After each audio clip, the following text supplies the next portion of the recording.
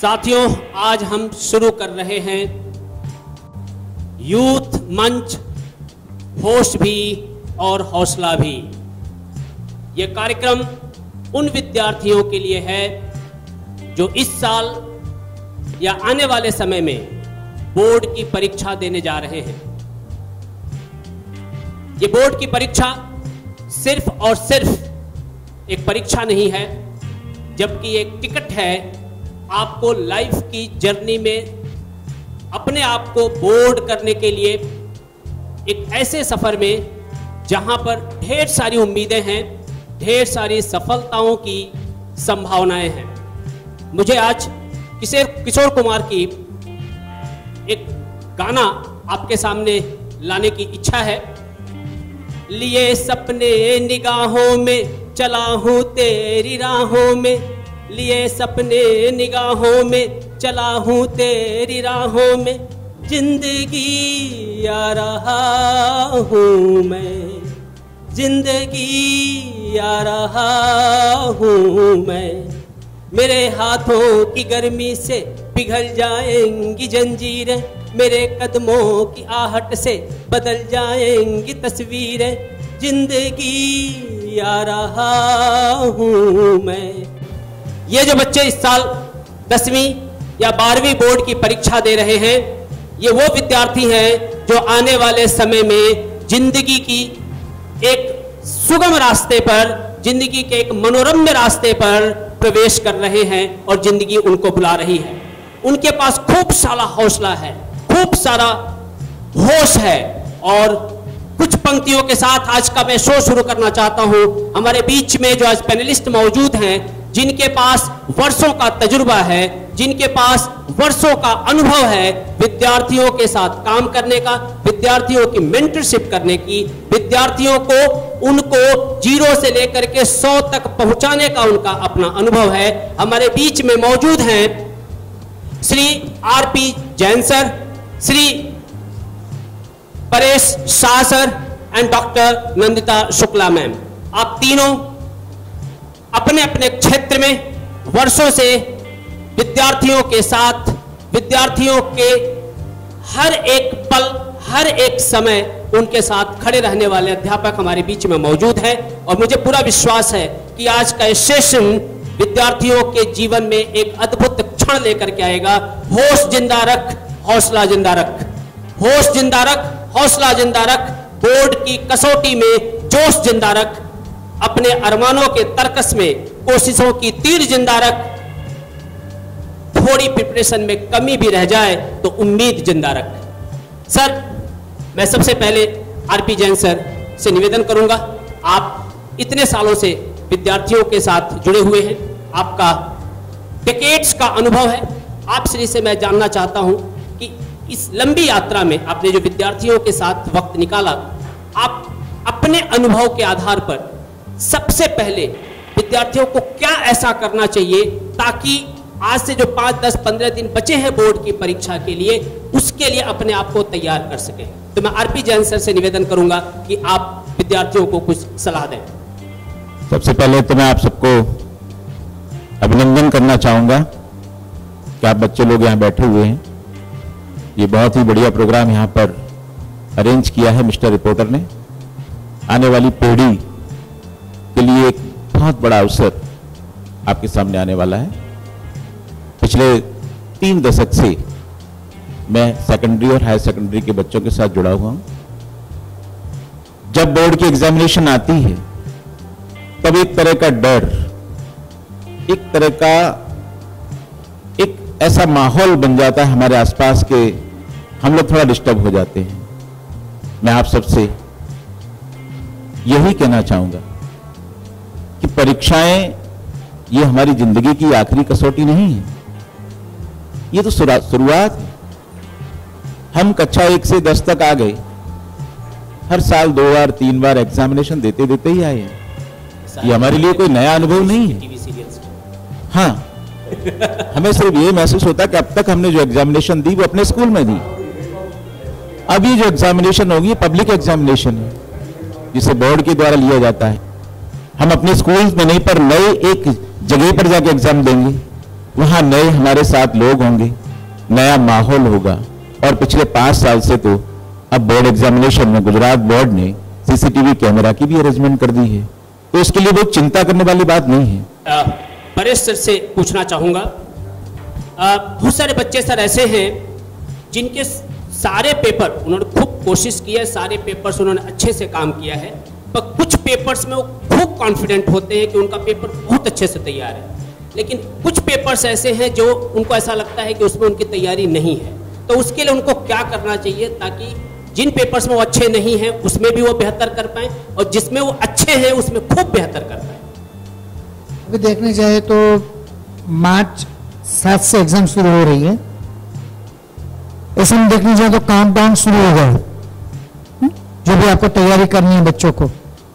तो यहां से जो हम पूरी हमारी टीम जो बच्चों के साथ हम वर्क करते हैं, जो हमें तजुर्बा है, उसी के बेस पे हम आपको यहां से टिप्स दे सकते हैं कि नई तैयारी करने की जगह कई बार क्या होता है कि बच्चे अलग अलग मैगजीन से आएंगे, अलग अलग बुक्स जो आप जनरली जो यूज करते हो उसको आप हाथ मत लगाओ। जो पूरे साल जो किताबों में से आपने पढ़ा उसी को आपके साथ में रखो। कई बार होता है कि आप पढ़ने बैठे हैं और आपको लगा कि नहीं ये मेरे लिए डिफिकल्ट है, तो उसके लिए वहां पर आप हाईलाइट कर दो, वही चीज को बार बार उसका रिपीटेशन करो। अगर फिर भी आपको कहीं पर भी दिक्कत है तो आप आपके जो सब्जेक्ट टीचर्स है उसका आप कांटेक्ट कर दीजिए। मैं डॉक्टर नंदिता मैम से पूछना चाहता हूं कि बहुत बार ऐसा होता है कि जब बोर्ड की एग्जाम आती है तो बोर्ड के एग्जाम के 1 या 2 दिन पहले अचानक रिलेटिव्स एंड परिवार के लोगों का घर में तांता लग जाता है बेस्ट विशेष देने का, वो ला करके पेन देने वाला, और ऐसा आकर के कि भाई बोर्ड की एग्जाम है, तुमको बहुत तैयारी करनी है, ये बहुत ही इम्पोर्टेंट है। इसका बच्चों की मनोदशा के ऊपर, उनकी मानसिक स्थिति के ऊपर सही प्रभाव पड़ता है कि गलत प्रभाव पड़ता है? इसको सही में करना चाहिए या नहीं करना चाहिए? मैं नंदिता मैम से मैं जानना चाहूंगा। आप सबका हार्दिक अभिवादन है। एक आजकल फैशन चल गया है, हर चीज का एक फैशन होता है ना? तो इसमें नया एक तरीका निकल चला है कि जब बोर्ड एग्जाम आती है तो बच्चों को गिफ्ट देने जाते हैं, लोग पेन देने जाते हैं, विशेष देते हैं, पर देने वाला तो यही सोचता है कि मैं अकेला हूं, मैं जाके विश दे आता हूं, टाइम चलो कुछ नहीं बिगड़ेगा बच्चे का। लेकिन ऐसे अगर 10 लोग आए तो आपके पास पढ़ने का टाइम नहीं रहेगा। और जहां तक हम समझते हैं कि एक सोशल एनवायरनमेंट का प्रेशर बच्चे पे पड़ता रहता है, जो कतई नहीं होना चाहिए। पेरेंट्स को भी ये बात समझनी चाहिए कि इस चीज को एक मिनिमाइज करना चाहिए। अगर लोग आते हैं तो ठीक है, उनको उनकी विशेष वो भी एक्सेप्ट कर सकते हैं, यहाँ बच्चों की आवश्यकता नहीं है, उससे बाहर कुछ भी पूछा नहीं जाएगा। और अपने ऊपर पूरा विश्वास रखिए और संयम रखिए, दोनों चीजें रखिए। विश्वास रखने को बोल रही हूँ, आत्मविश्वास रखिए, पर ओवर कॉन्फिडेंस नहीं होना चाहिए। लगातार आप अपने पेरेंट्स के संपर्क में रहिए। ज्यादा लोग अगर घर पे आते हैं तो कहिए अपने मम्मी पापा से कि भाई हमें पढ़ने का समय चाहिए, हमें रिवीजन का समय चाहिए, इसके लिए हमारा टाइम वेस्ट ना करिए आप लोग। तो ज्यादा अगर गेस्ट आते हैं आपके यहाँ तो आप उनको प्रेम से, बहुत ही नम्रता पूर्वक आप उनसे बोल दीजिए, सर हमारा एग्जाम है, एग्जाम के बाद हम मिलेंगे, जितनी बातें करेंगे आप उतनी बातें करेंगे। 10 लोग आपके घर आएंगे, 10 तरह के सजेशंस आपको देके जाएंगे। आप फॉर्मूला याद कर लेना, ये फॉर्मूला याद कर लेना, इंग्लिश में ये लेसन तैयार करना, इसमें से ज्यादा पूछा जाता है। 10 तरह की बातें होंगे, मुंडे मत गिनना, है ना? कि जितने ब्रेन होंगे उतने सबके अपने अपने विचार होंगे और सारे विचार आपके ऊपर वो थोपना चाहेंगे। ये लेने की, ये करने की बिल्कुल जरूरत नहीं है। ये साल की शुरुआत में ये चीजें होनी चाहिए, लास्ट मोमेंट पे बिल्कुल नहीं। लिहाजा आप बिल्कुल स्वस्थ मन से, स्वस्थ चित्त से अपने परीक्षा पे प्रभाव डालिए, अपने परीक्षा पे फोकस कीजिए। अदरवाइज आप अपने गेस्ट को बोलिए, आप बाद में आइएगा। तो डॉक्टर मैम ने बहुत अच्छे से बताया कि परीक्षा के 1 दिन पहले जो रिलेटिव्स अथवा तो फैमिली मेंबर्स का एक साइकोलॉजिकल प्रेशर बोर्ड की एग्जाम को लेकर के होता है, उसको जितना हो सके उतना मिनिमाइज करें। जैसे 9th का हम एक्सटर्नल एग्जाम देते हैं, उसी तरह से 10th की एग्जाम है, कोई बहुत ज़्यादा बदलाव आता नहीं है। मैं जैन सर से रिक्वेस्ट करना चाहूँगा, एक बहुत ही बर्निंग टॉपिक है जो जनरली बच्चे फेस करते हैं, और वो सवाल ये है कि मैं पेपर के लिए तैयार हो गया हूँ, एग्जाम के लिए तैयार हूँ, लेकिन कोई एक ऐसा पेपर है जिसमें मैं थोड़ा सा नर्वस हूँ, फेल होने के लगभग मैं करीब हूँ, और कहीं ना कहीं मुझे डर है कि मैं फेल हो सकता हूँ।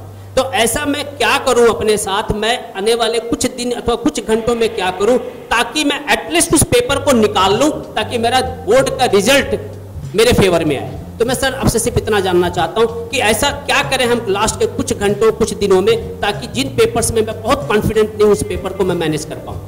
पवन जी की बात से मैं किसी हद तक सहमत भी हूं, क्योंकि गुजरात माध्यमिक और उच्चतर माध्यमिक शिक्षा बोर्ड अभी जो मार्च 2019 की एग्जामिनेशन अपनी आ रही है, उसमें पर्टिकुलरली कक्षा 10 के बच्चों के लिए पूरा बोर्ड का जो रिजल्ट आता है ना, उसमें मैथमेटिक्स का जो रिजल्ट होता है उतना रिजल्ट मिल पाता है। अब क्या होता है, बहुत सारे बच्चे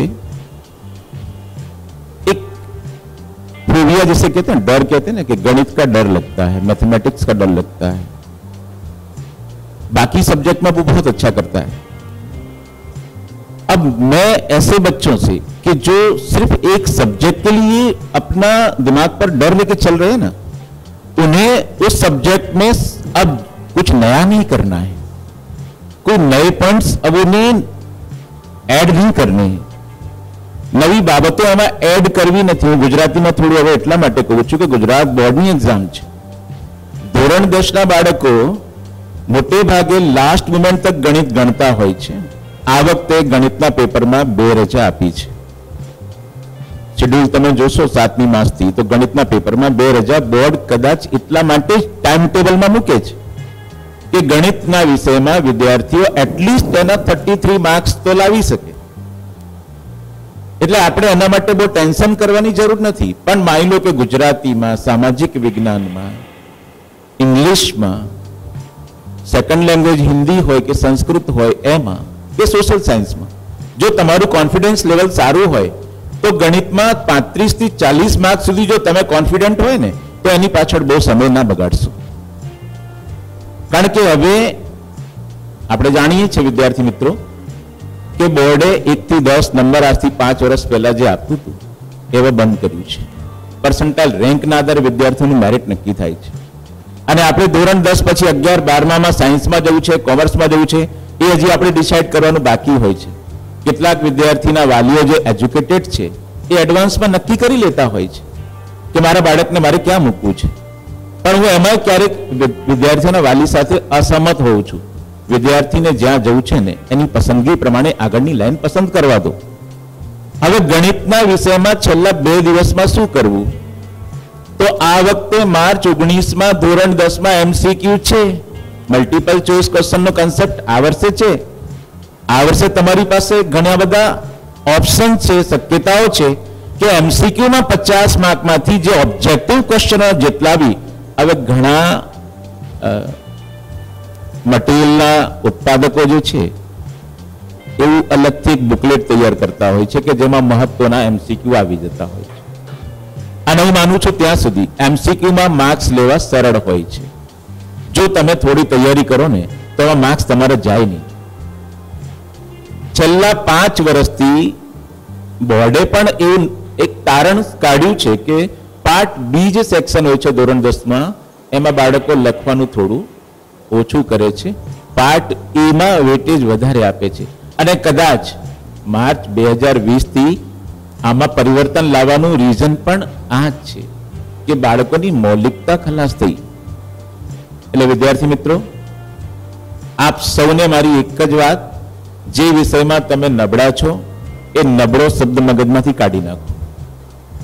મને આવડે જ છે, તમને જેટલું આવડે છે ને એટલું પરફેક્ટ કરી નાખો। અને હું માનું છું ત્યાં સુધી આપણા બોર્ડના 10મા ધોરણના કોઈ પણ વિષયમાં કયા ચેપ્ટરમાંથી કેટલા માર્ક્સનું પૂછાવાનું છે એ પણ આખું શેડ્યુલ બોર્ડ નક્કી કરી દેતું હોય છે કે બોર્ડના પેપરમાં આ પાઠમાંથી આટલા માર્ક્સનું, આ પાઠમાંથી આટલા માર્ક્સનું। તમને એવું લાગે કે 50 થી 60 માર્કનું જો તમને આવડે છે ને તો બાકીના ચેપ્ટરને નજીકના દિવસમાં બાજુ પર મૂકી દો, કદાચ એવું બની શકે કે તમે અગાઉ જ્યારે શીખ્યા હોય તમારો એકાદ પ્રશ્ન એવો સરળ આવી જાય कि जो तुमने आवड़े छे तो इन्हें राइट डाउन करो, पर लास्ट मोमेंट पर पवन जी ने जो मेरे को सवाल किया ना वो ये था कि अंतिम दिनों में वो सब्जेक्ट में आगे बढ़ने के लिए क्या करे। तो बस वो वही करना है जो आपको आता है, उसका दृढ़ीकरण करना है और उसको परफेक्टली आत्मसात करना है जिससे उसमें पास तो हो जाए आप। एक सब्जेक्ट की वजह से आपको जुलाई तक फिर दोबारा इंतजार न करना पड़े, ठीक है ना। तो आप बिना टेंशन, बिना किसी भी प्रकार के डर से उस विषय को भी आप बिल्कुल लाइटली लें, वो आपका विषय है। आप मार्च 7 तक इन सब को अपना सबसे प्यारा दोस्त समझे जो आपके मुख्य विषय हैं, जिनकी एग्जाम बोर्ड लेने जा रहा है, उनको सबसे पास रखिए। अभी बीच में एक सवाल आया कि पेरेंट्स विश करने आते हैं, ये मैंने भी फील किया है, लेकिन ये ज्यादातर कहां हो रहा है, रूरल में अभी इस परंपरा को लोगों ने आत्मसात नहीं किया है। लेकिन शहरी विस्तार के जो पेरेंट्स हैं, जहां एजुकेशन का लेवल ऊंचा है, वहीं ऐसी कंपैरिजन आती है। क्या होता है, मैंने अपने बच्चे की 12th की एग्जाम दिलवा दी, अब मेरे पड़ोस वाला बच्चा 12th एग्जाम दे रहा है। अब मान लो मेरा बच्चा एग्जाम जब दे के आया था तो उसने कुछ बातें मुझे बताई थी, अब मैं क्या करता हूं, जो नेक्स्ट अपियर होने वाला बच्चा है उसको वो सब बातें बताता हूं, ये होगा वो होगा।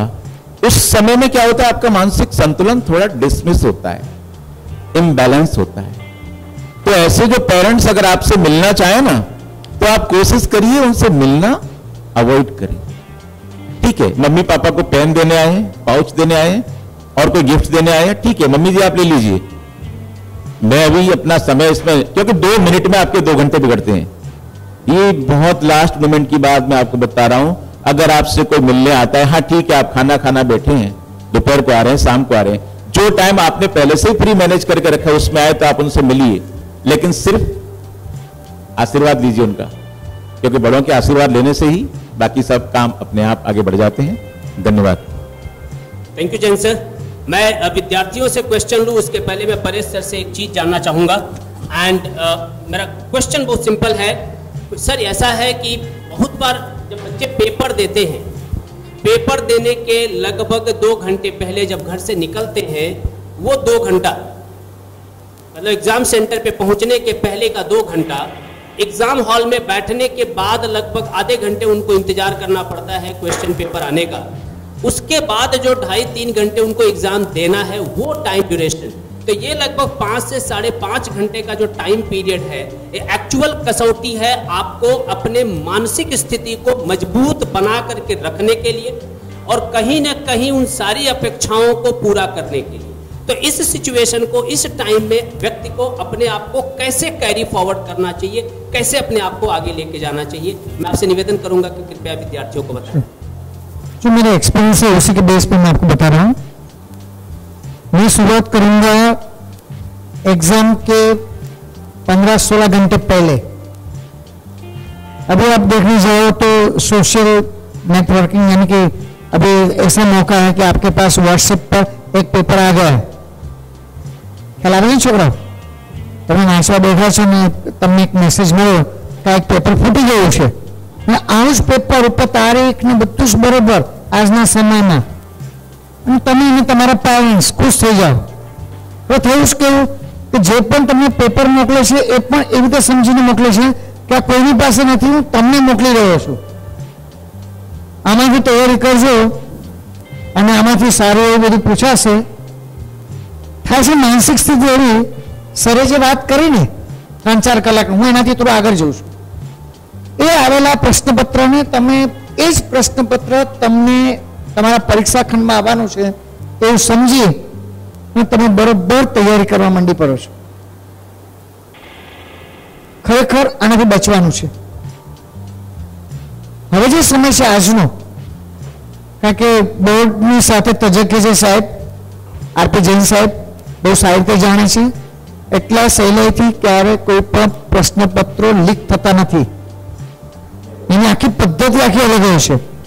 એટલે આપણા માધ્યમથી અહીંથી હું ખાસ વિદ્યાર્થીઓને વાલીને કહેવા માંગીશ કે આવા કોઈ પણ પ્રશ્નપત્રને હું ઉપયોગ તમે વાંચવા ખાતર વાંચી જાઓ, પણ આ જ પરીક્ષા ખંડમાં આવશે એને બોલી જાઓ.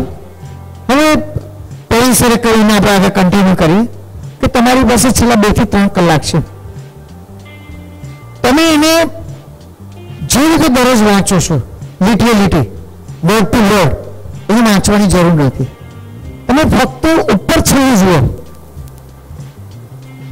અને અહીંથી તો ખાસ કે છેલ્લા 1 કલાક તો હું એવું માનીશ કે માનસિક રીતે બિલકુલ શાંત થઈ જાઓ.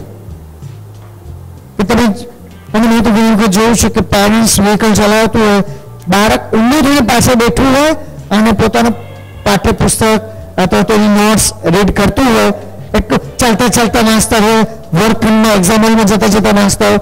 એટલું બધું પરીક્ષાને તમારા પર હાવી થવા ન દો. બીજી બાબત, તમે જ્યારે એક્ઝામ હોલમાં જાઓ છો, તમારી પાસે રિસિપ્ટ કમ્પ્લીટલી હોવી જોઈએ, વ્યવસ્થિત, બરાબર છે. તમે જે તમારો કંપાસ પાઉચ લઈ જાઓ છો એની અંદર તમારી પાસે પેન, ઇરેઝર, ફૂટપટ્ટી, પેન્સિલ, જે સાધનો છે, ગણિતનું પેપર હોય તો તમારી પાસે એટલા સાધનની જરૂર પડશે, આ સાથે લઈ જાઓ. કોઈ તમારે પેડ, ઘણી વખત હું જોઉં છું મોંઘા પેડ વિદ્યાર્થીઓ સાથે લઈને આવે છે, તો જ્યારે વડોદરા શહેરમાં તમે પરીક્ષા આપતા હશો તો મોટાભાગે બેન્ચીસ એટલી બધી સરસ હોય છે કે આવો એક્સ્ટ્રા સામાન લઈ જવાની જરૂર નથી. હા, સાથે તમારે પાણી લઈ જવાની જરૂર હોય, ગ્લુકોઝનું પાણી લઈ જવું હોય તો પારદર્શક બોટલમાં લઈ જાઓ, સાથે મૂકી રાખો, કોઈ વાંધો નહીં, બરાબર છે. આ એક મહત્વની બાબત. બીજું, પરીક્ષા ખંડમાં ગયા પછી તમારી પાસે જે 5 કે 10 મિનિટનો સમય છે, આંખ બંધ કરી થોડીક વાર શાંતિથી રિલેક્સ થઈ જાઓ. અમારા અનુભવ કે ઘણી વખત એવું થાય છે કે એક ગણિતનું પ્રશ્નપત્ર તમારા હાથમાં આવ્યું, પહેલો જ સમ તમે જો અઘરો લાગો તમને, બાકીનું બધું સહેલું છે, તો પહેલો જે પ્રશ્ન અઘરો લાગ્યો ને, જે આવડે છે એ તમે ભૂલી જાઓ છો. આ એક અનુભવ છે, આ તમારી એજના બાળકો સાથેની વાત છે. ઘણી વખત એવું થાય છે કે જે પ્રશ્નપત્ર તમારા હાથમાં આવ્યું અને તમને લાગ્યું કે આ તો દાખલો બહુ જ અઘરો છે, અને એ અઘરો દાખલો સહેલી વસ્તુને બહુ ભૂલાવી દે છે. જો શાંતિથી આખું પ્રશ્નપત્ર વાંચી જાઓ. પ્રિન્ટિંગમાં ક્યાંક કોઈક મુશ્કેલી હોય, બરોબર, પ્રિન્ટ ના થયો તો સુપરવાઇઝરને બતાવો અને ધ્યાન દો કે આ પ્રિન્ટ બરોબર નથી થયું. તમારે જે તમારે રબ કામ કરવાનું છે ગણિતની અંદર, તમને એલ આકારની અંદર જે સ્પેસ આપી છે એમાં જ તમારે રબ કામ કરવાનું છે. નાની નાની બાબતો છે. આજે આવો એપિસોડ કરવા જોઈએ તો ઓછામાં ઓછા 5 થી 7 એપિસોડ જતા રહે, પણ આપણે ટૂંક સમયમાં બધું પૂરું કરવાનું છે. મહત્વની બાબત એવી છે કે તમે તમારી રિસિપ્ટ જે તમારી પાસે આવે છે, ક્યાં જવાનું છે, એનો કયો રૂમ નંબર છે, એનો સીટ નંબર છે, એની ઝેરોક્સ કઢાવી લો. તો ઘણી વખત હવે બદલાતા સમયમાં એવું થાય છે કે આ એક બહુ જ મહત્વની રિસિપ્ટ છે, પેરેન્ટ્સ લેમિનેશન કરાવી દે છે. અને લેમિનેશન ના થાય કારણ કે એમાં તમારે સિગ્નેચર કરવાની હશે.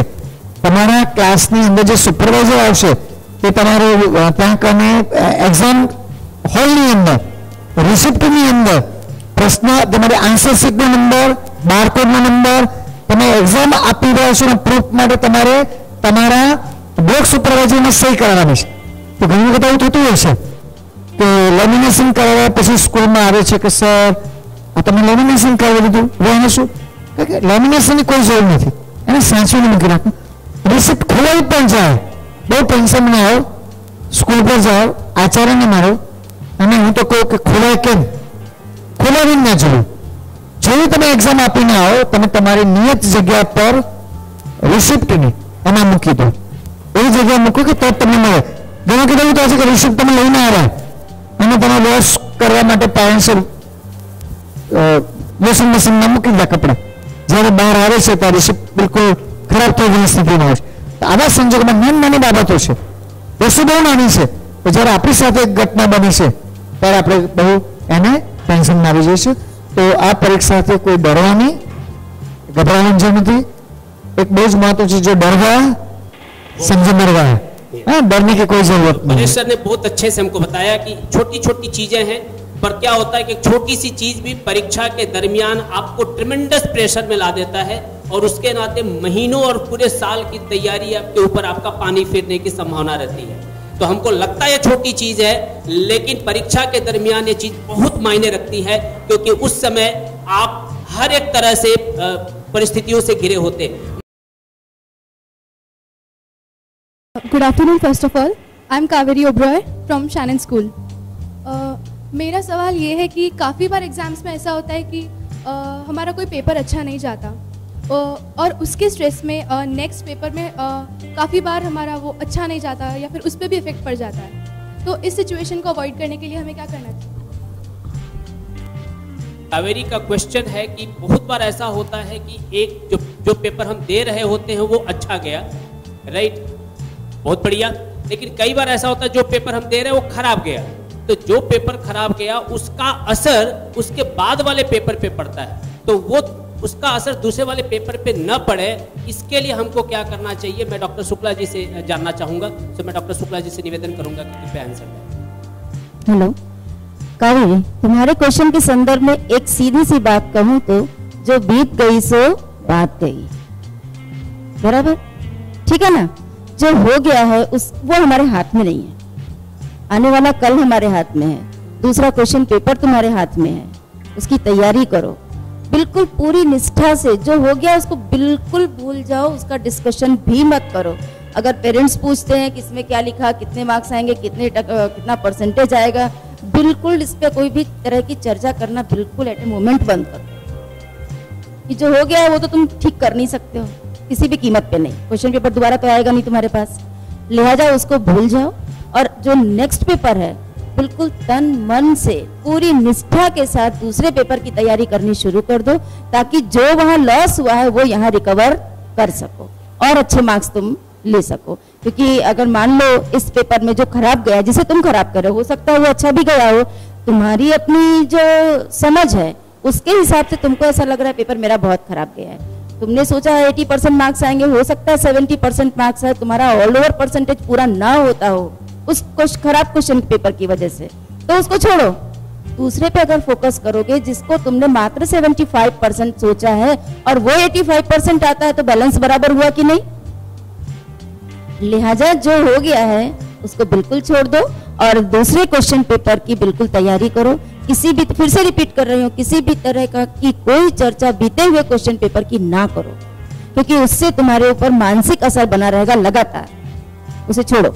इसी पेपर से, इसी क्वेश्चन से रिलेटेड मेरे पास एक और क्वेश्चन है, क्योंकि ये करने से पहले हम लोगों ने बहुत सारे क्वेश्चन बच्चों से कलेक्ट किए हैं और एक क्वेश्चन और हमारे पास आया है कि बहुत बार ऐसा होता है पेपर खत्म होने के बाद बच्चे जो है उसकी एनालिसिस अपने दूसरे क्लासमेट्स के साथ करने बैठ जाते हैं, या तो जब वो घर पे पहुंचते हैं तो उनके पेरेंट्स या गार्जियन उसके एनालिसिस करने के लिए बैठ जाते हैं कि इसका जवाब क्या लिखा, इसका जवाब क्या लिखा, इसमें कितना मार्क्स आएगा, इतने इसमें कितना मार्क्स आएगा।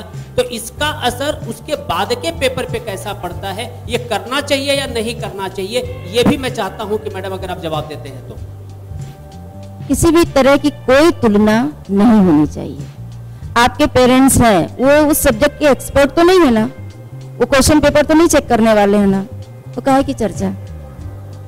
हम क्वेश्चन दे करके आए हैं, पेपर सबमिट हो गया, आंसर शीट दे करके आए हैं, तो उसकी चर्चा करने की बिल्कुल कोई आवश्यकता नहीं है। और अपने जो तुम्हारे दोस्त हैं उनके साथ भी कोई किसी भी तरह की कोई तुलना कंपैरिजन करने की जरूरत नहीं है। आपने इंडिविजुअल क्वेश्चन पेपर लिखा है, आपका क्वेश्चन पेपर इंडिविजुअली चेक होने वाला है, किसी के साथ हम कंपेयर करके कभी क्वेश्चन पेपर चेक नहीं करते हैं, ठीक है। तो उसकी तुलना क्यों की जाए। आपने लिखा है, आपके हिसाब से वो चीज सही है, हो सकता है आपका आंसर 1% गलत हो और आपके कलीग ने कहा है, आपके दोस्त ने कहा है कि ये तूने तो गलत लिख दिया, गए तेरे मार्क्स। इसका प्रेशर कंटिन्यूअस आप पे बना रहेगा, ना आप चैन से सो सकते हैं, ना दूसरे पेपर की तैयारी स्वस्थ मन से कर सकते हैं। लिहाजा इस तरह की तुलना बिल्कुल मत कीजिए। हम कभी कभार क्वेश्चन पेपर जब बच्चों को आंसर शीट दिखाते हैं ना स्कूल में, आप भी पढ़ते हैं अपने स्कूल में, जब पेपर देखते हैं ना आप लोग अपने, तब भी हम मना करते हैं कि एक दूसरे के साथ कभी कंपेयर मत करो, अपनी बात कहो। टीचर से अपनी बात आप कहिए, सर हमारे यहाँ सही मार्क्स नहीं है, क्या है, जो भी आपको ठीक लगता है वो अपने टीचर से बात कीजिए, कंपेयर कभी मत कीजिए। तो बहुत सही कहा डॉक्टर शुक्ला मैम ने कि पेपर खत्म होने के बाद पेपर की चर्चा और पेपर के विषय में बात करना, किसी भी तरह की एनालिसिस करना, ये बहुत ही आपके लिए नुकसानदायी हो सकता है। आप उसको वहीं पर छोड़ें और अगले पेपर के लिए इमीडिएटली सोचना शुरू करें और उसके लिए तैयारी शुरू करें। मैं चाहूंगा कि एक अगला सवाल और विद्यार्थी से लेते हैं और उसका सवाल मैं जैन सर से रिक्वेस्ट करूंगा कि आप जवाब दें। तो मैं पूछूंगा, चाहूंगा कि आप क्वेश्चन पूछें। मारू नाम प्रियांश दलवाड़ी है, I am from Shanan school. मेरा प्रश्न यह है कि विद्यार्थी जब परीक्षा भवन में बैठा होता है और उसको तरह तरह के ख्याल आते हैं कि उसका पेपर अच्छा नहीं गया, उसमें उसने नहीं पढ़ा वैसा कुछ पूछ लिया और पेपर हार्ड हुआ, तो ये सब चीज़ें सोच सोच के वो ख्यालों में पड़ जाता है और वो उसका कॉन्फिडेंस है ना लो होने लगता है। तो ये सिचुएशन हैंडल कैसे करें? गए हम, पेपर आने में अभी देर है। अब जितना टाइम पेपर आने में, उस समय में उस बच्चे की जो एग्जाम देने बैठा है आप में से कोई, उसकी मनस्थिति क्या होती है, ये सीधा रिलेटेड है साइकोलॉजी से कि हम क्या क्या सोचते हैं। हमने साल भर ये किया, हमने साल भर वो किया, अब कैसा पेपर आएगा। मैं आपसे ये निवेदन करूंगा बच्चों कि स्कूल एजुकेशन है ना, ये हमारी जिंदगी का एक छोटा सा हिस्सा है। कक्षा 10, कक्षा 12, हमें तो अभी काफी लंबी जिंदगी जीनी है। ऐसे जब विचार आए ना, तो 1 मिनट के लिए आप आंखें बंद करिए और ऐसा कुछ मन में अपने इष्ट देव को याद करिए या किसी और को याद करिए कि जिससे 5 मिनट का समय आप उसमें निकाल पाए।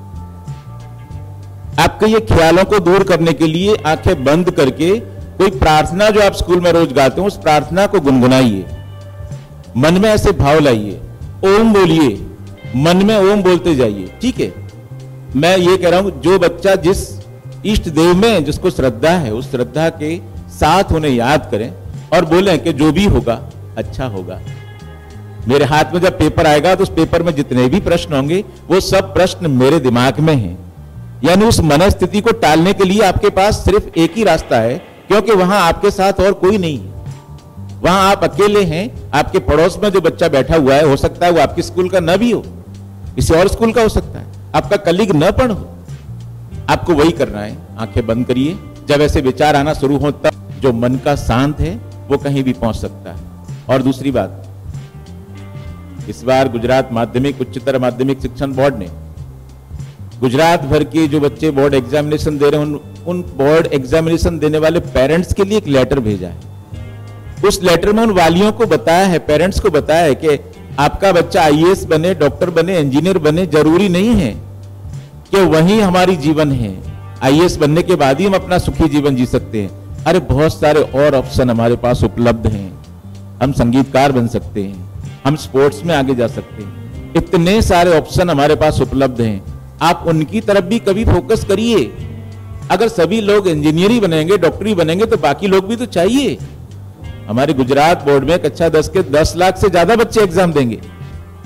कॉमर्स सामान्य स्ट्रीम के 5 लाख के करीब बच्चे एग्जाम देंगे और साइंस के 1 लाख के कुल 16-17 लाख बच्चे मार्च 19 में एग्जाम देने वाले हैं। तो सभी डॉक्टर थोड़ी बन जाएंगे, वो अलग बात है। पहले आप अपनी क्षमताएं अंदर देखिए कि मैं कहां पहुंच सकता हूं, और उन क्षमताओं को आप अपनी समता तक ले जाने की कोशिश करिए। आप एक गोल डिसाइड करके चलिए, मुझे कहां पहुंचना है। जल्दबाजी मत करिए, क्योंकि जीवन तो यात्रा है, कोई मुकाम नहीं है। बहुत कुछ आगे बढ़ना है हमें, है ना। जैन सर, इसी से रिलेटेड मेरे सामने पास एक और क्वेश्चन है जो बच्चों ने मुझे पूछा हुआ है पहले से, और प्रश्न ये है कि परीक्षा के दरमियान कहीं ना कहीं पेरेंट्स, वाली, गार्जियंस, इनकी भी एक बहुत अहम जिम्मेदारी होती है। कहीं ना कहीं उनको भी बच्चों के परीक्षा के समय उनके कंधे से कंधा मिला करके चलना चाहिए। मैं आपसे जानना चाहता हूं कि शहरी क्षेत्र के जो गार्जियंस और पेरेंट्स हैं, यही सवाल मैं बाद में नंदिता मैम से पूछूंगा ग्रामीण क्षेत्र को लेके। शहरी क्षेत्र के जो गार्जियंस हैं, जो वाली हैं, जो पेरेंट्स हैं, उनको अपने बच्चों के साथ कैसे कंधे से कंधा मिला के चलना चाहिए और क्या नहीं करना चाहिए, ताकि बोर्ड की परीक्षा बच्चे अच्छे से दे सकें और उसको अच्छे से अपना पूरे का पूरा वो उसमें योगदान कर पाए। सर, बहुत अच्छा सवाल पवन जी आपने पूछ लिया। ये न सिर्फ यहां बैठे हुए बच्चों को इफेक्ट करेगा, लेकिन गुजरात भर के जो इस कार्यक्रम को देख रहे हैं लोग, उनको भी असर कर सकता है। मैं ये जरूर कहना चाहूंगा उन पेरेंट्स से, उन माता पिताओं से कि जिनके बच्चे बोर्ड एग्जामिनेशन देने की तैयारियां कर रहे हैं, उन्हें सिर्फ इतना ध्यान रखना है कि आपका बच्चा समय से सो रहा है कि नहीं सो रहा है, चाय पीने के समय पर वो चाय पी रहा है कि नहीं पी रहा है, नाश्ता करने के टाइम पर माता को यह ध्यान रखना है कि वो बेटा पूरी क्वांटिटी में जितना रोज नाश्ता करता है उतना कर रहा है कि नहीं कर रहा है, खाने के समय पर वो खाना क्या खा रहा है वो भी देखें। और मैं आपसे निवेदन करूंगा सभी बच्चों से और सभी पेरेंट्स से कि आज से बोर्ड एग्जामिनेशन 20 मार्च तक चले, तब तक फास्ट फूड पर नियंत्रण कर दीजिए। सिर्फ सादा खाना खाएं, दाल रोटी सब्जी, और जितना जरूरत है उतना ही खाएं। नींद पूरी लीजिएगा और माता पिताओं से निवेदन है कि बच्चे को पूरा सोने दें। आप इतने दिनों कोई टीवी सीरियल नहीं देखेंगे तो कुछ आपका जिंदगी का कुछ कम नहीं हो जाएगा, लेकिन टेलीविजन देखते समय भी बच्चा घर पर ना हो तो देखिए। क्यों क्या होता है, कभी कभी सबके घर अलग अलग कमरे वाले नहीं होते, कभी कभी ऐसा भी होता है कि जहां बच्चा पढ़ रहा है वहीं टेलीविजन चल रहा है। अब टेलीविजन चले तो बच्चा पढ़ाई में चाहे कितना ही कंसंट्रेट करना चाहे वो नहीं ध्यान दे पाएगा। अगर उसकी पसंदगी की कोई सीरियल चल रही है, कोई स्पोर्ट्स आ रहा है, तो बच्चे का ध्यान वहां विकेंद्रित होना ही है। पेरेंट्स को यह ध्यान रखना है कि उनके बच्चों के ध्यान में विक्षेप न पड़े, उनको समय पर सब कुछ मिलना चाहिए। बच्चों को भी मैं निवेदन करूंगा कि आप अपने आंख, हाथ, पैर, कान ये सब सलामत रखेंगे तो बाकी सब सलामत होगा। और सबसे ज्यादा सलामत रखना है अपना पेट। पेट नहीं बिगड़ना चाहिए, और पेट बिगड़ता है सिर्फ हमारे खाने से। पेरेंट्स को ये निवेदन है मेरा कि इतने समय आपने साल भर क्या किया वो अलग बात है, लेकिन जब घड़ी आती है फाइनल मैच खेलने की, तब हर तरह की प्रिकॉशंस लेना जरूरी बन जाता है। ज्यादातर शहरी विस्तार की जब पवन जी मुझसे बात कर रहे हैं तो सर्विस वाले या माता पिता होते हैं, कभी कभी ये भी होता है कि मम्मी भी सर्विस करती हैं, पापा भी सर्विस करते हैं। तो एग्जाम जिन दिनों चले उन दिनों एटलीस्ट माता पिता बच्चे के साथ रहें। उस जहां स्कूल में एग्जाम है वहां तक छोड़ने जाएं, लेने जाएं। 3 घंटे बाद तपस्या नहीं करें तो कोई बात नहीं है, लेकिन ड्रॉप करने और रिसीव करने तो एटलीस्ट पहुंचे। वो अलग बात थी आज से 25 साल पहले जब आप पढ़े होंगे माता पिता, तब कोई आपको छोड़ने नहीं आएगा, कोई लेने नहीं आएगा। आज का सिनारियो ये है कि बच्चे के साथ अगर पेरेंट्स स्कूल पर छोड़ने नहीं आता ना, तो वो बच्चा भी उस चीज को माइंड करता है कि इनके साथ गाड़ी में 4 लोग छोड़ने आए गेट तक, मेरे साथ कोई नहीं आया। ये छोटी छोटी बातें कभी कभी दिमाग पर नेगेटिविटी फैला देती हैं। मेरा आप सबसे निवेदन है, जो पेरेंट्स इस कार्यक्रम को अभी देख रहे हैं, कभी कभी क्या होता है कि हम चीजों को नेग्लेक्ट करते हैं। अरे एनी સાથે શું જવાનું, જશે એકલો મોટો થઈ ગયો છે। પણ ઘણી વખત એવું છે કે મા-બાપની જરૂર બાળકને કાયમ પડે, એની સાથે હોય હિંમત આપે। मैं इसी क्वेश्चन को, जैसा कि मैंने पहले रिक्वेस्ट किया था, मैं चाहूंगा कि डॉक्टर नंदिता मैम ग्रामीण क्षेत्र में जो बच्चे हैं, ग्रामीण क्षेत्र के जो पेरेंट्स हैं, बहुत बार क्या होता है कि पेरेंट्स को ही पता नहीं होता है कि बोर्ड एग्जाम कितना जरूरी है। बोर्ड एग्जाम को लेकर के बच्चों के भविष्य में क्या उसका रोल रहेगा, उनको ये सब चीज़ें पता नहीं होती। आप ग्रामीण क्षेत्र के स्कूल में वर्षों से काम कर रही हैं, प्रिंसिपल के तौर पे काम कर रही हैं, लड़कियों के स्कूल में आप प्रिंसिपल के तौर पे काम कर रही हैं।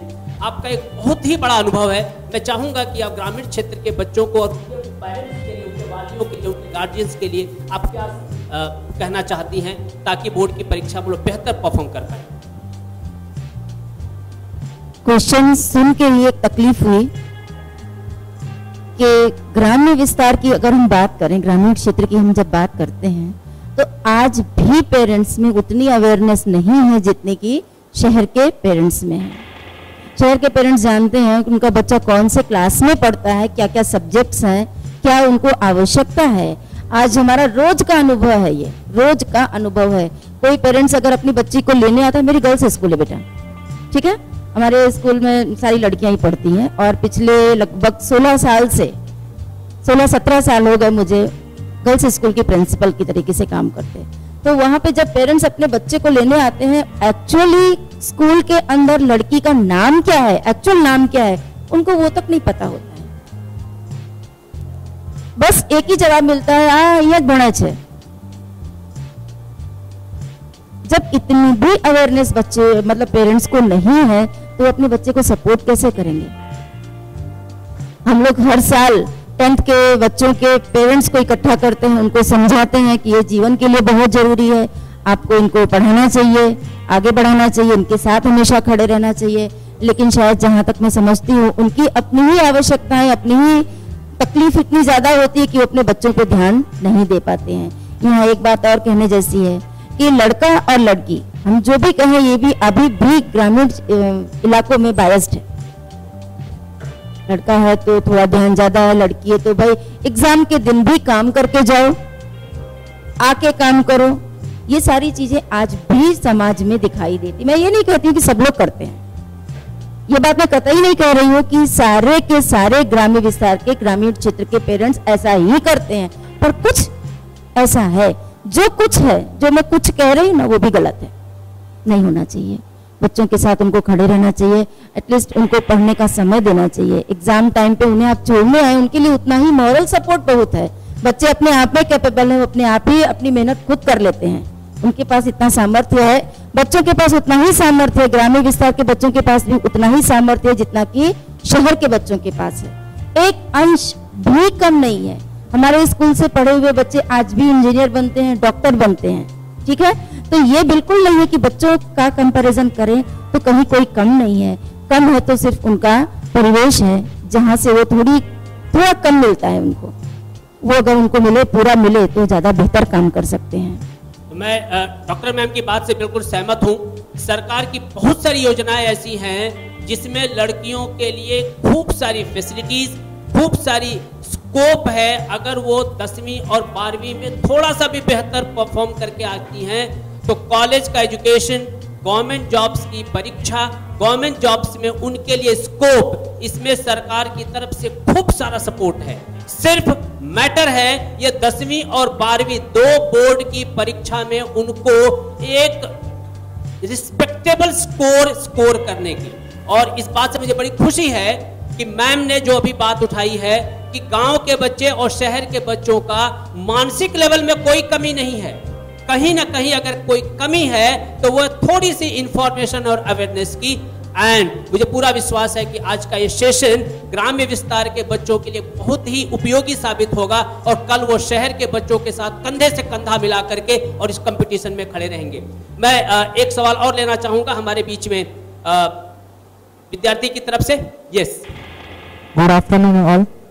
मेरा क्वेश्चन जो रिलेटेड एग्जामिनेशन हॉल है कि हमने पूरी तैयारी की होती है, प्रिपेयर हो जाते हैं, लेकिन आधे घंटे पहले ऐसे थॉट्स आते हैं, नर्वस हो जाते हैं। एग्जाम का पेपर देखते ही हमको ऐसा कुछ चीजें ऐसी देखते हैं कि जो आता है वो भी भूल जाते हैं। तो इस सिचुएशन से कैसे बाहर आए सब?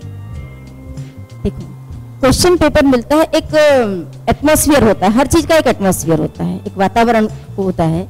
और जब हम क्लासरूम में जाते हैं, आप एक स्टूडेंट की हैसियत से वहाँ क्लासरूम में जाते हैं, चारों तरफ का वातावरण देख के, सीसीटीवी चल रहा है, टीचर आ रहा है, हिलना मत, बैठ जाओ, जूते चप्पल बाहर निकाल दो, ठीक है। और देखो कुछ है तो नहीं। सबसे पहली चीज क्या है, अगर आपके पास एक भी चिट है तो वो आप निकाल दो बाहर। अगर वो निकाल दिया तो मानसिक रूप से बिल्कुल रिलैक्स हो जाइएगा। भूल से भी अगर कोई चिट है तो वो निकाल दीजिए, सिर्फ आपके पास रिसिप्ट होनी चाहिए, ठीक है।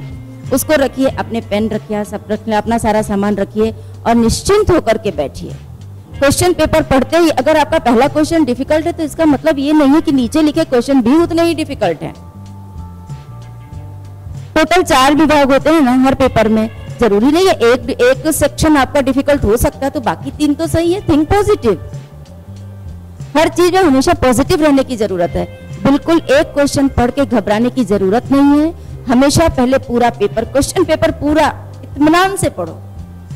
अगर वो आपने पढ़ लिया है, वो समझ लिया है, और मान लो कोई एक क्वेश्चन नहीं भी आता है, फिर भी रिपीट कर रही हूँ, अगर कोई क्वेश्चन नहीं आता तो उसको छोड़ दो, नीचे का क्वेश्चन पढ़ो और अपने मन में ये आत्मविश्वास होगा, अरे वाह ये तो मुझे आता है।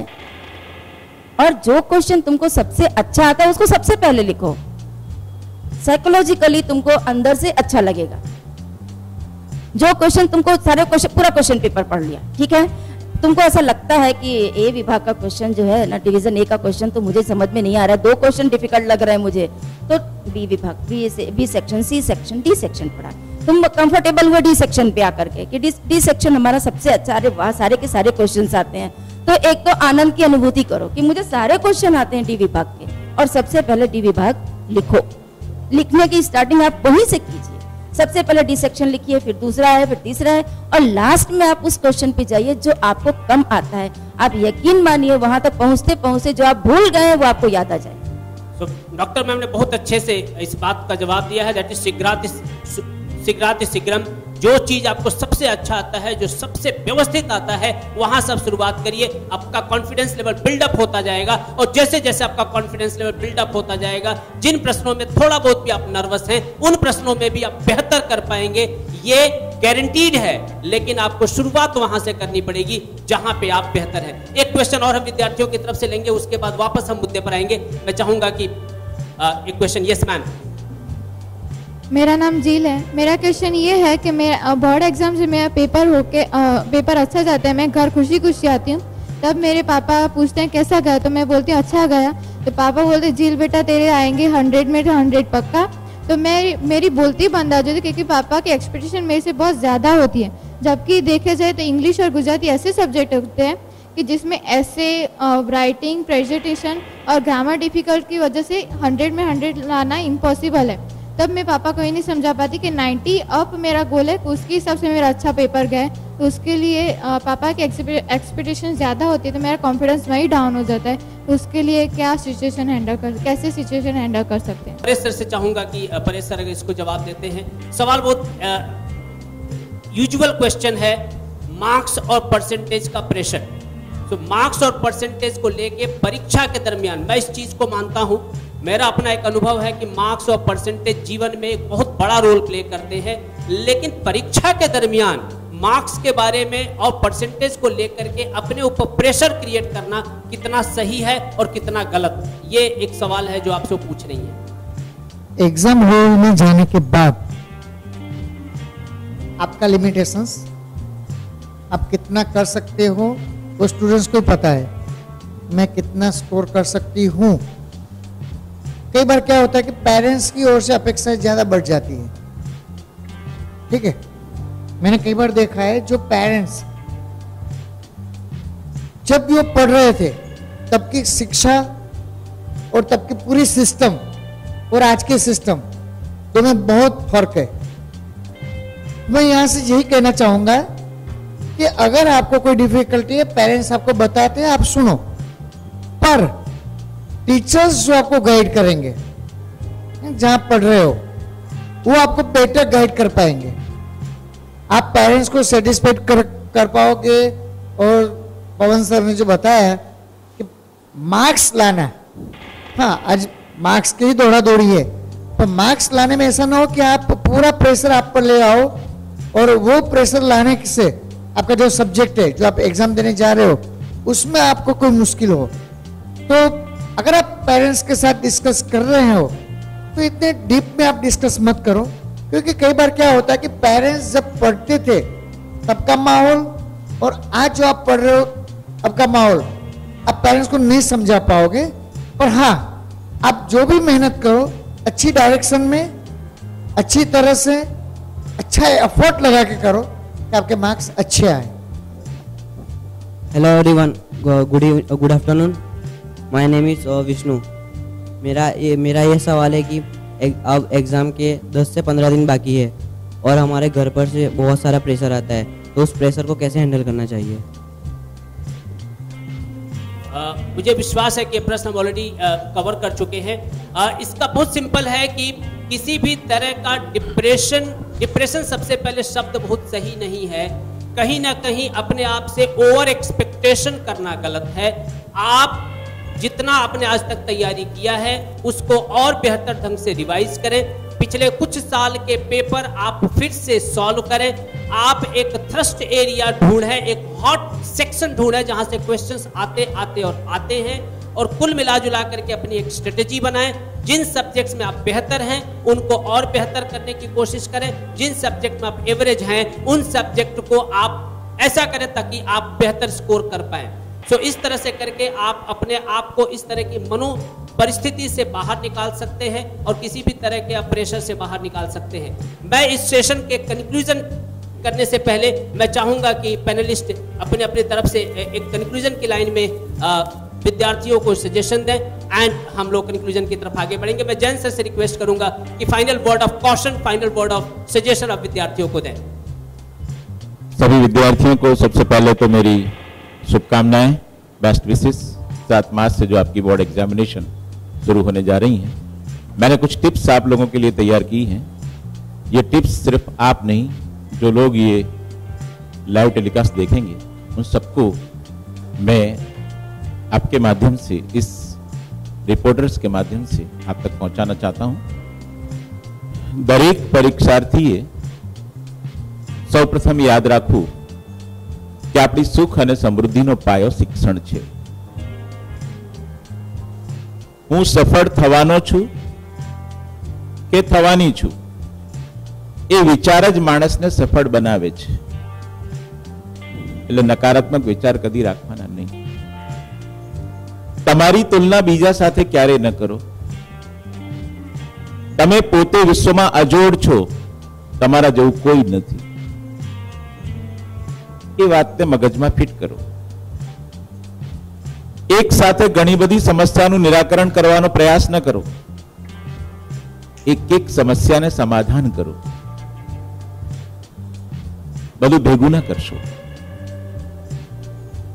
બીજાની ઈર્ષા કદી ન કરો, એ મારાથી આગળ નીકળી જશે, હું પાછળ રહી જઈશ, એવી ઈર્ષા કદી ન કરો। હું બીજા કરતા વધારે સારો છું એવો અભિમાન પણ ન કરો। રાઈટ?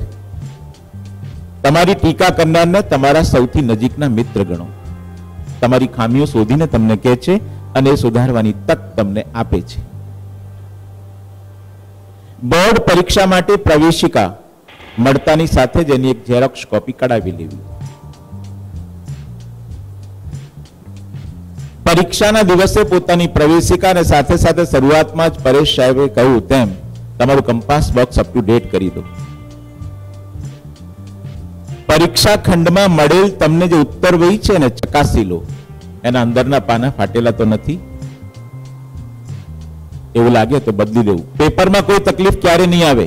પેપર તો 10 જગ્યાએ પ્રૂફ રીડિંગ થઈને તમારી પાસે આવે છે, પણ પ્રશ્નપત્ર લખવા માટે જે ઉત્તર વહી આપને મળે છે ને એમાં ક્યાંક તકલીફ હોઈ શકે। એટલે અંદરના બધા જ પાના બરાબર છે કે કેમ લખતા લખતા પછી કોઈ પાન ફાટ્યું આવે ને એ પણ તમને તકલીફમાં મૂકી દે।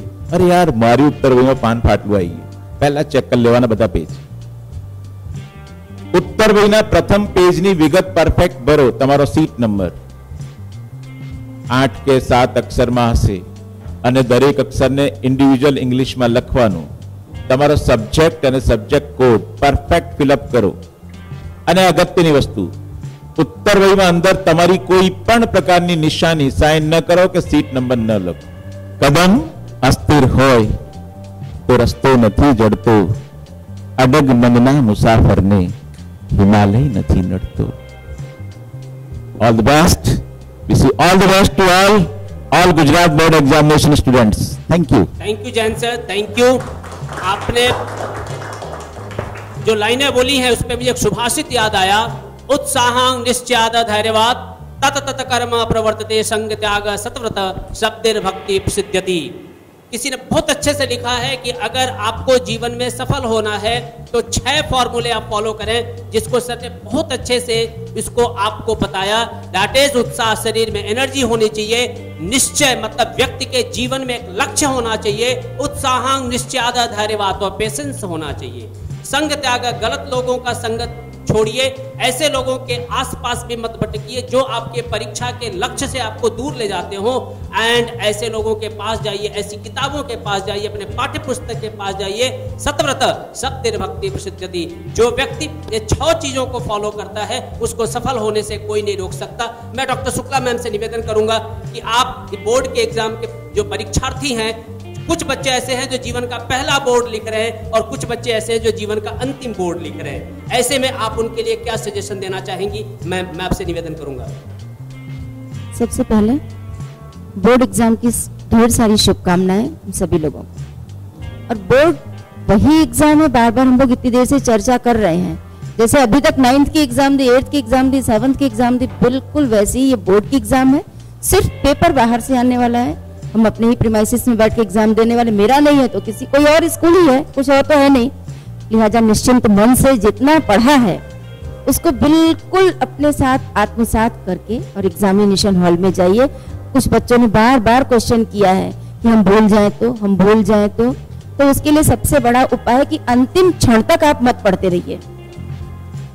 परेश सर से निवेदन करूंगा कि मुझे हम लोग सेशन समाप्त करें उसके पहले, कई बार ऐसा होता है और हमने गुजरात बोर्ड और अलग अलग बोर्ड्स की परीक्षाओं में हमने अनुभव किया है कि अधिकतर विद्यार्थी गणित, साइंस और जिन विषयों का खूब सारा प्रचलन है उसमें अच्छा रिजल्ट कर ले जाते हैं, कई बार उन विषयों में फेल हो जाते हैं जैसे भाषा है, समाज विद्या है, चाहे वो ऐसे विषय हैं जिनके ऊपर बहुत बार बहुत फोकस नहीं किया गया होता है, चाहे वो परिवार हो, चाहे वो स्कूल हो, चाहे वो खुद भी हो। तो ऐसा क्या करना चाहिए कि बच्चे जो है, चाहे गुजराती भाषा हो, चाहे हिंदी हो, चाहे संस्कृत हो, इनमें भी अच्छा परफॉर्म करें, क्योंकि by the end of the day result तो ओवरऑल सबका मिलके बनता है। तो उसके लिए भी मैं चाहूंगा कि आप अपना कुछ मंतव्य इस पर देते हैं तो ટૂંકમાં કહીશ, કારણ કે ઘણી લાંબી ચર્ચા થઈ ગઈ છે। દરેક વિષયનું સરખું જ મહત્વ છે, દરેક વિષયના સરખા માર્ક્સ છે। જ્યારે તમે ટોટલ જોશો આખા રિઝલ્ટનું, દરેકે દરેક માર્ક્સની વેટેજ સરખું છે। ઘણી વખત એવું થતું હોય છે કે લેંગ્વેજને વિદ્યાર્થીઓ એવું માનતા હું છેલ્લા સમયમાં પૂર્ણ કરી દઈશ, એવું નહીં।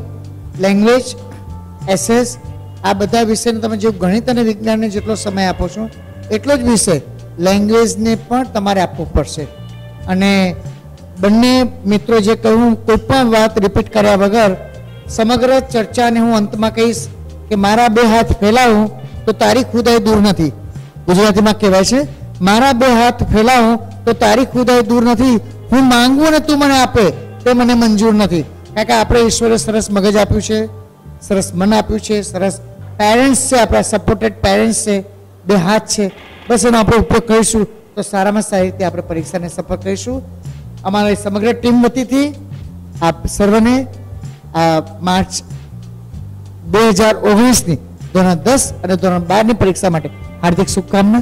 Thank you. ये जो यूथ मंच है जिसका हमने टाइटल रखा है होश भी और हौसला भी, इस टाइटल के तहत आने वाले एपिसोड्स में हम उन सारे विषयों को टच करेंगे, उन सारे विषयों पे इसी तरह के एक्सपर्ट्स के मंतव्य के साथ हम आगे बढ़ेंगे, ताकि हमारे विद्यार्थियों के जहन में, उनके दिमाग में, उनके मस्तिष्क और मन में जो प्रश्न है, जो उलझने हैं, जो दिक्कतें हैं, जो अलग अलग तरह के डिलेमा है, उसके हम लोग जवाब ढूंढ सकें और आने वाले समय में एक बेहतर व्यक्ति, बेहतर परिवार, बेहतर समाज और बेहतर राष्ट्र, बेहतर मानव समाज की हम संरचना कर सकें। इस दिशा में बढ़ने के लिए हमने इस यूथ मंच के माध्यम से विद्यार्थियों तक पहुंचने का ये एक अभियान शुरू किया है और मुझे पूरा विश्वास है कि ये अभियान आने वाले समय में विद्यार्थियों के जीवन में एक नया उजाला लेकर के आएगा। मैं डॉक्टर पवन द्विवेदी, मिस्टर रिपोर्टर की तरफ से आप सभी को हमारा ये शो अटेंड करने के लिए, इसको ध्यान से सुनने के लिए आप सबको धन्यवाद देता हूं और मैं चाहूंगा कि इसको आप लोगों तक पहुंचाएं, जितना हो सके उतना लोगों तक ले जाएं, ताकि